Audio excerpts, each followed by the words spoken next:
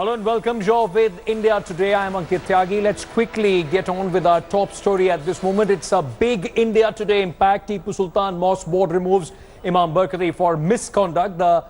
This after the, in fact, Imam made controversial anti-India comments. Barkati threatened Jihad would wage in India if this country is converted into a Hindu nation. This wasn't the first time Imam Barkati came into spotlight. He also refused to remove the Lal Batti from his vehicle, defying Supreme Court orders. I'm chairman of the Prince Ghulam Muhammad Waqf Estate, who is in charge of maintaining the Tipu Sultan Mosque.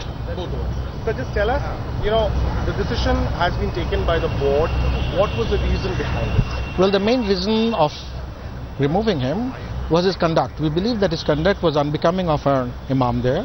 Imam is supposed to provide a leadership to the community and not incite anybody against the country. He had also violated norms, have been abusive to many people. So all this taken together, we decided that this is not the right kind of signal that as a community would like to send to the nation. I believe it's an unanimous decision taken by the board. Was there any political pressure? Well, no.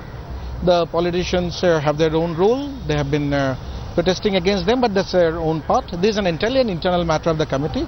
There was absolutely no political pressure given on the committee by any source. Given that, not just what he said, but his conduct, using a red beacon, saying that he's entitled to it, did that play a part? Because this has been happening for a long time. Why did you take the decision now? Well, the red beacon part of it is not something that, we can do anything about. That's a matter between the state, the law, and himself.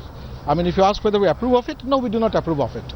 But then possibly if I go and remove a red beacon from somebody's car, then I am perhaps intruding into his property. That would be an illegal activity. Right.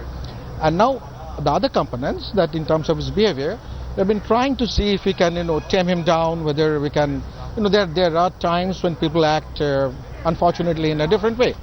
But many of the times they see reason and get back. But we gave him time. We had been issuing him show causes, and that has gone for almost 3 months. The first show cause notice was issued in the February middle, and he has not been responding. And so naturally we have now no way, but we believe that by not responding he has accepted the allegations that we have stated in those letters. And lastly, if he does not relate, if he doesn't vacate his office, what is the option before the board? Well, I think the forefathers of the country have laid out a wonderful legal mechanism of protecting everybody's right. If we are wrong somewhere, he will get protection from the law.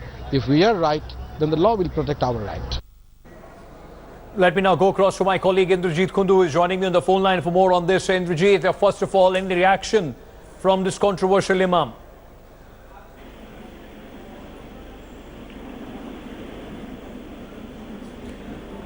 Indrajit, can you hear me?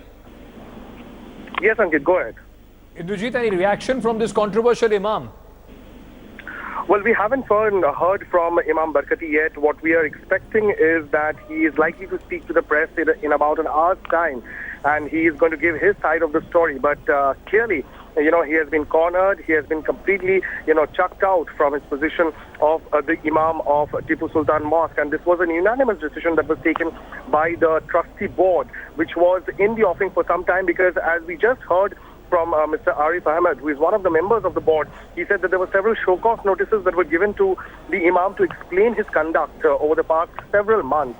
But none of it was paid heed by the Imam, and finally the decision of him being terminated was announced by the board today.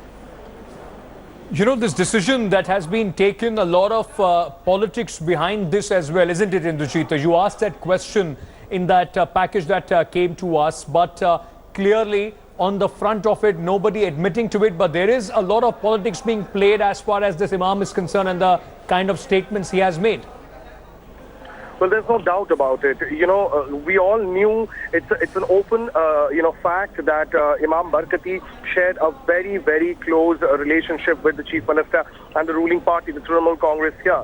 So given that, and the way we have been, showing our audiences how when we accosted him, saying why he was using the red beacon, the Imam in fact said that he had the authority of the Chief Minister to use the red beacon on his car, and therefore he was adamant So given that his proximity to the chief minister, it was becoming uncomfortable for the Trinamool Congress to, to come out and, support the imam, given the kind of outrageous statements that he had been making over the past few days. And that had given a huge ammunition to the opposition BJP, which, used that issue and took to the streets protesting against the Trinamool Congress and specifically Chief Minister Mamata Banerjee, alleging that this was open appeasement politics. The Trinamool Congress understood this and did not want to hand over that long rope to the imam, and they themselves took to the streets earlier this week when we reported how the imam was vehemently denying, whether he should remove the red beacon or not. So the Trinamool Congress wants to shed the liability of the imam, and therefore, soon after the Trinamool Congress Minister Siddiqullah Chaudhary protested outside the mosque against the imam last week, we are seeing that the imam is now being, this thing has been terminated by the Tipu Sultan Masjid board. So clearly it comes in the backdrop of what we have seen, the politics that has played out in the state so far.